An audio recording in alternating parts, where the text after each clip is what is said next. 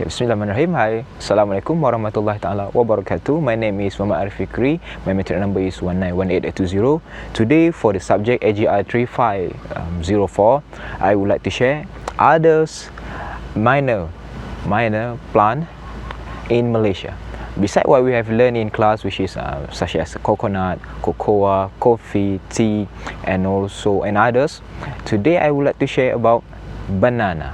So as you can see here, this is a banana tree.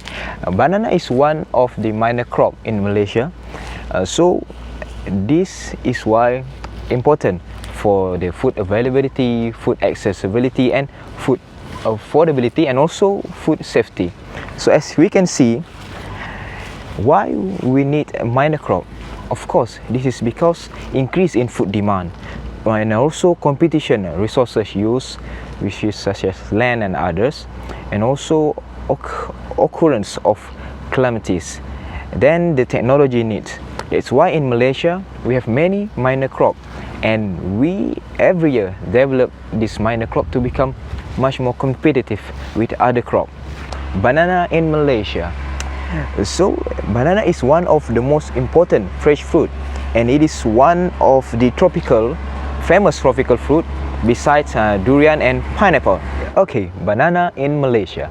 Banana in Malaysia, which is banana is one of the most important tropical fruit besides durian and pineapple. As we can see, banana have a green color, and when it is ripened, it will change to yellow.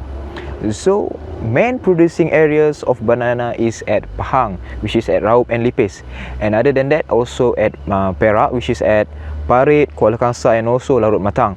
And then other than that is at Johor, which is at Keluang, Pontian, and Batu Pahat.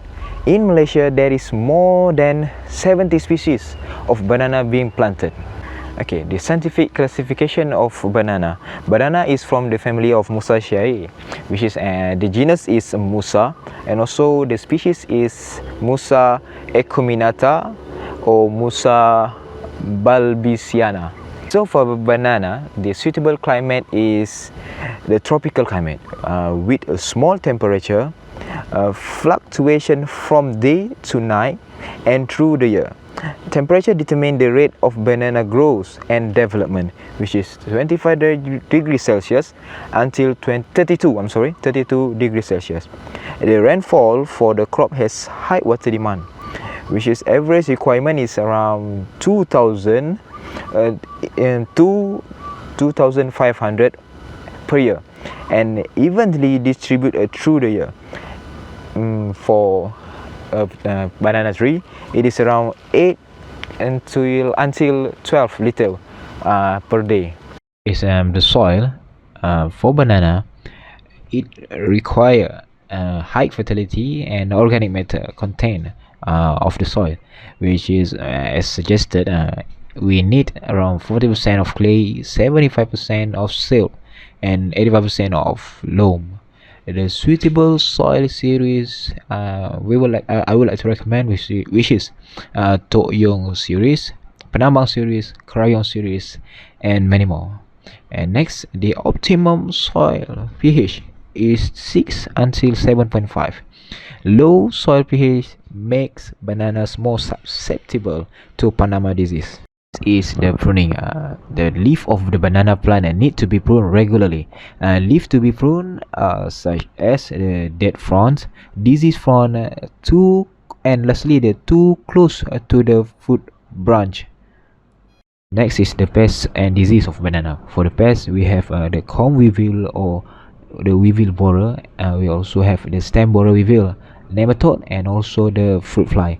And the disease for the banana is the Sigatoka leaf, Fusarium wilt, Mesophorella musicola, and also Fusarium accisporium.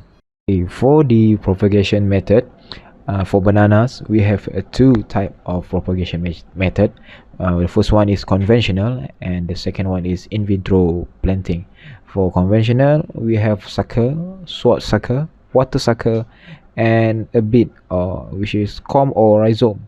And for in vitro planting, we have the tissue culture. Okay, for the first one, which is the bead, The bit is from the corms or the rhizome. It is a flesh structure at the base of the plant, which functioning as a food storage. Banana root system arise from the corm, and the sucker develop from the newer portion of the corm. And next, the sucker is a vegetative shoot which develop from the rootstock of corm. Young plant which grow at the base of the parent plant. There are three types of sucker. First one is paper, sword sucker, and water sucker. The sword suckers is robust, conical in shape, and it have a large sucker with a narrow leaf and large rhizome. It is the best material for planting material.